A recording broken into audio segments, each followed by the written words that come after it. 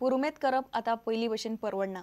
खारे, मिरसांगो, सोलाचे प्रेस पळोवन म्हापशेच्या पुरुमेताच्या बाजाराक आयिल्ले लोकांचे कपलाक आटयो पडटात। पुरुमेताचे सामान घेवन बशिल्ले बाजारकारांची पड, पायली आनी तागड्यांचेरूय लोक दुबाव घेतात। काणकोणची मिरसांग आनी वोटाची सोलां आता पहिली भशेन दिसनात। काणकोणाची मिरसांग तर किलाक 400 तेकल्या, खारे बांगडे शेकड्याक 5 ते 6। पुरुमेत आता बरोच म्हारग पडटा। पळयात रिपोर्ट। पुरुमेताचे फेस्त आता लोकांक खर्चाक पहिली भशेन परवडना। म्हापशेचो बाजार पुरुमेताचे गजाली खातीर फामाद, मात हालीं म्हापशा बाजाराक आयिल्ल्या लोकांच्या कपलाक आटयो दिसतात। आता लोक बोल्स सांबाळून पुरुमेत करतात। पळयात लोक कितें म्हणटात ते। म्हटल्यार लोक प्रायस विचारता आनी कातारतात, कारण आयच्या बजेटी प्रमाणे इतली म्हारगाय वाडल्या की सर्वसाधारण मनशाक पुरुमेत करपाक जपना। म्हणजे खारे बांगडे सुद्दां 2000 रुपया 100 म्हणजे 20 रुपया एक पडलो। सवय आहा ना म्हारगूच आसा, पण आतां कितें करतले, घेवंकूच जाय न्ही। पुरुमेताचें सामान कितल्यांचेर पावलां पळयात।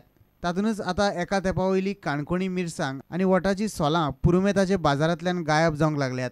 दिसता ती हरमल, मोरजेची आनी घाटावयली मिरसांग।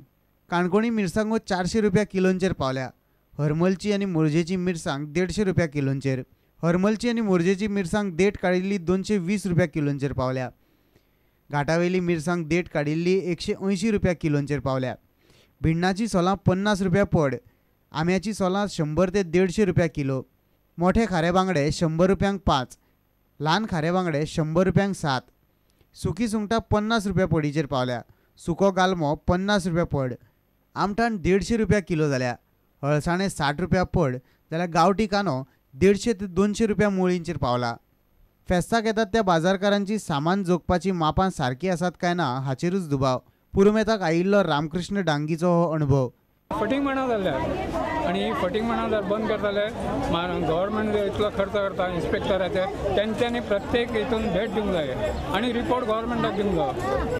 वजन आनी माप खात्यान फकत मोठ्या मोठ्या दुकानांनी धाडी घालिनासतना पुरुमेताचे बाजारांतले बाजारकारांची मापां तपासची म्हूण तो मागता। म्हापशेच्यान आमचो खबरांकार श्याम सुंदर फट्टे। बार्जीचो धंदो उद्देग म्हूण जाहीर करचो म्हूण बार्जवाले मागतात। संघटनेचे शिष्टमंडळ मुख्यमंत्री पर्रीकाराक पणजे आल्तिनार मेळ्ळे। बार्जवाल्यांचे 366 कोटीचे रीण आसा। ऑक्टोबर ते डिसेंबर मेरेन तांचे 11 कोटी जूर जाला।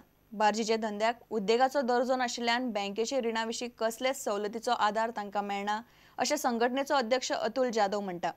सरकारान केंद्रा मुखार गोंयच्या मायनिंगांतल्या लोकांची परिस्थिती दवरची म्हूण बार्जवाले मागतात।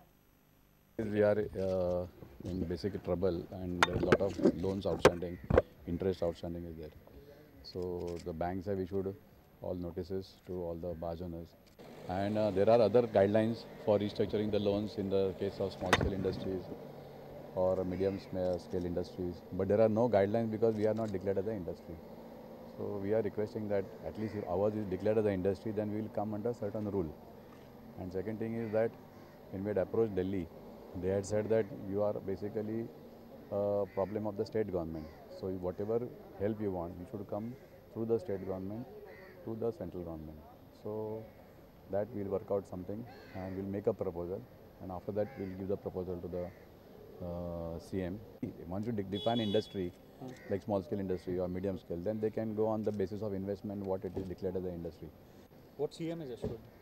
No, he has already told us, he has been always sympathetic towards us, but now he has to put up this proposal, whatever proposal we put up, he'll have to forward it to the central government also.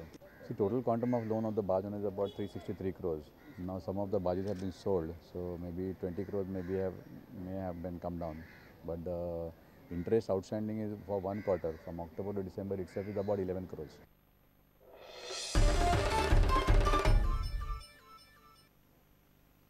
इतल्यान हें खबराचित्र हांगा सोंपता। पळयत रावात prudent. नमस्कार। तुम्ही पळयतात Prudent. You are watching prudent.